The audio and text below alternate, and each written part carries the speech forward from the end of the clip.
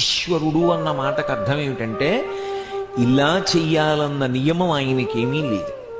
ఒకణ్ణి ఉద్ధరించాలి అని ఆయన అనుకున్నాడు అనుకోండి, వాడి భక్తికి ప్రసన్నుడయ్యాడనుకోండి, వాడి చిత్తశుద్ధికి ప్రసన్నుడయ్యాడనుకోండి, ఆయన మోక్షం ఇచ్చాడనుకోండి, ఏమంటే ఆయనకి మోక్షం ఏ కారణానికి ఇచ్చారు అని అడగడానికి మనం సరిపోం, చెప్పవలసిన అవసరం ఆయనకి లేదు.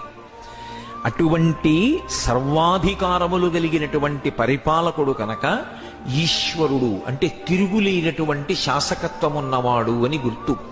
అందుకే ఆయన అనుగ్రహించాడా, ఆయన కాని భక్తికి ప్రసన్నుడయ్యాడా, ఏదైనా